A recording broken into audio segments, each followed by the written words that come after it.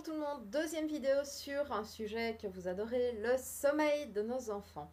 Alors, aujourd'hui nous allons parler des différentes phases de sommeil. Ça va être assez général, on entrera progressivement dans le concret au fur et à mesure des prochaines vidéos.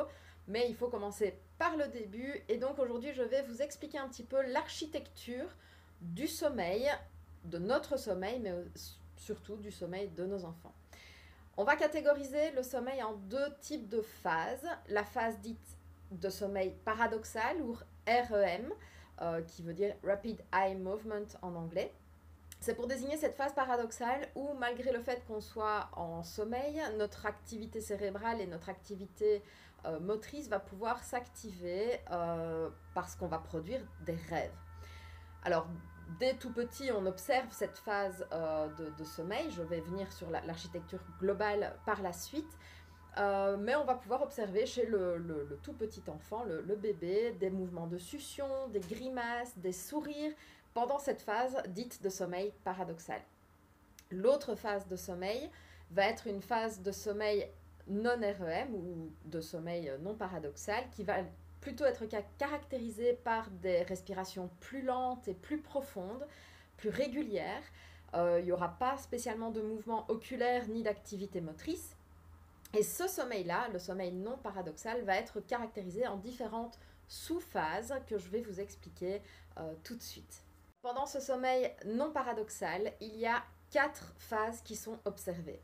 La phase de sommeil lent léger où le sommeil va être facilement perturbé, par exemple si vous entendez un bruit, donc vous dormez mais c'est assez léger. La phase de sommeil lent profond qui va être une phase vraiment où vous allez le mieux récupérer ou comme son nom l'indique, vous allez dormir de façon plus profonde.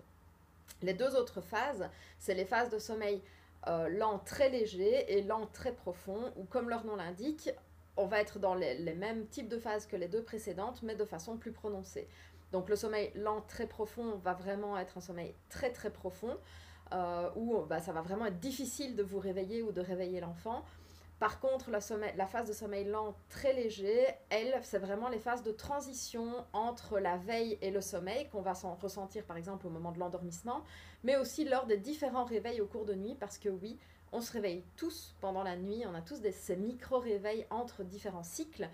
Et donc, c'est en passant par cette phase de transition de sommeil lent, très léger.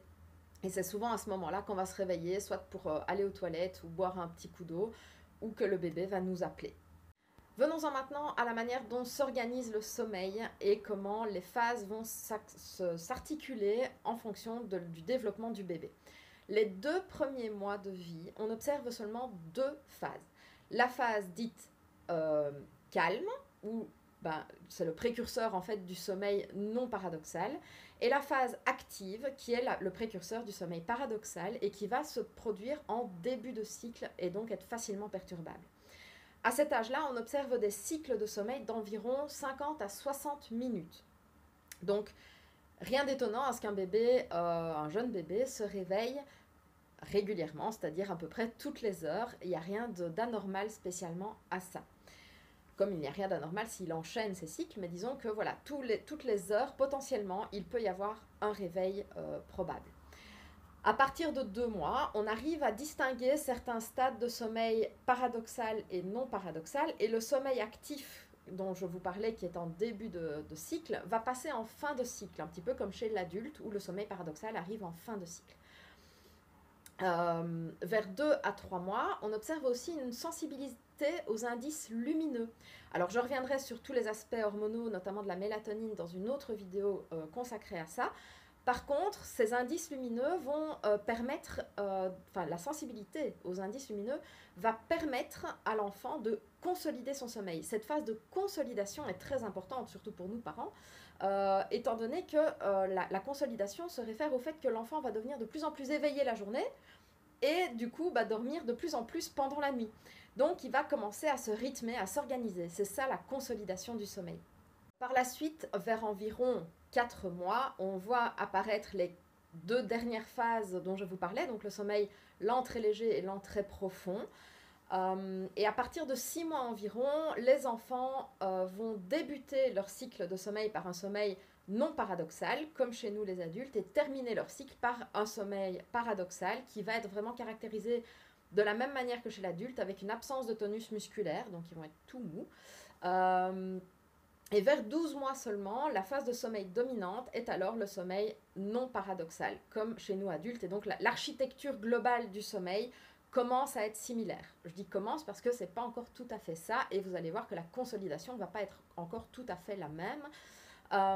Au cours de cette phase de mise en place de l'architecture du sommeil de l'enfant, il va donc consolider, comme je le disais, son sommeil pendant les heures nocturnes.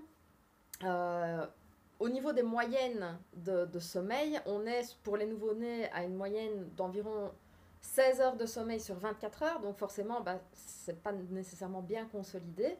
Ensuite, pendant les 6 premiers mois, le sommeil va se concentrer de plus en plus la nuit, et donc c'est ça, cette phase de consolidation, où le nouveau-né va de plus en plus enchaîner les cycles de nuit, ou en tout cas, même s'il ne les enchaîne pas tout seul, concentrer ces cycles de sommeil la nuit et de moins en moins dormir en journée, même s'ils ont encore besoin évidemment de sieste.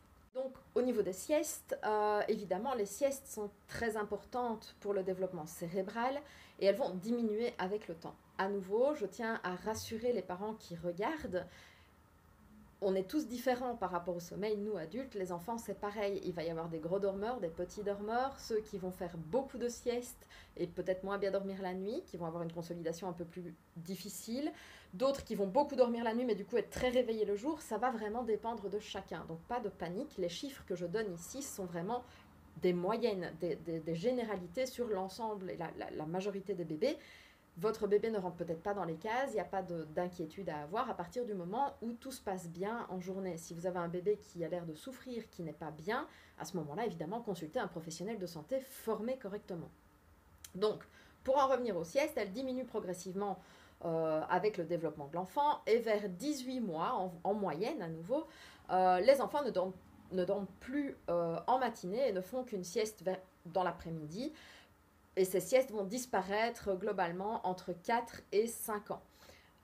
Pour vous donner une idée, que je disais, chaque enfant est différent. Mon fils a arrêté les siestes en matinée à 12 mois, donc un petit peu avant les 18 mois, et à 2 ans ne faisait plus de sieste, à 2 ans et demi ne faisait plus de sieste du tout, à 2 ans elle devenait très rare, et là à 3 ans et demi, s'il en fait une, c'est qu'il est malade. Donc je vais dire, chaque enfant est différent. Le tout est d'essayer de respecter les besoins de son propre enfant, évidemment. Donc vers 4-5 ans, en moyenne, on observe une disparition des siestes, mais selon les enfants, certains enfants tirent les siestes jusqu'à 7 ans. Donc, vous voyez, c'est une norme assez large. Ce qui est intéressant de noter, c'est que les siestes en journée semblent affecter le sommeil nocturne. Donc, cette consolidation dont je vous parlais, le fait de dormir plus la nuit qu'en journée, est parasité si votre enfant dort beaucoup en journée. Pas toujours à nouveau, mais globalement, si vous avez un enfant qui dort mal la nuit et qui dort 3 ou 4 heures en journée, forcément, son sommeil est difficilement consolidable. Alors, il est important de préciser que la répartition des différents types de sommeil au cours de la nuit va vraiment être semblable à celui des adultes uniquement aux alentours de 6 ans. Donc, parents qui me regardez, prenez votre mal en patience. Vos enfants n'ont pas besoin d'apprendre à dormir. Leur cerveau est en train d'organiser l'architecture de leur sommeil et la consolidation de leur sommeil pendant les 6 premières années de leur vie en moyenne. Donc, certains seront prêts un petit peu avant, d'autres un petit peu après. Le tout va être de trouver des ajustements qui vont convenir à tout le monde. À bientôt pour une prochaine vidéo. N'hésitez pas à me dire en commentaire ce que vous observez et par exemple jusqu'à quand vos enfants ont fait la sieste. Et je vous dis à très bientôt pour aborder tous les aspects neurodéveloppementaux notamment.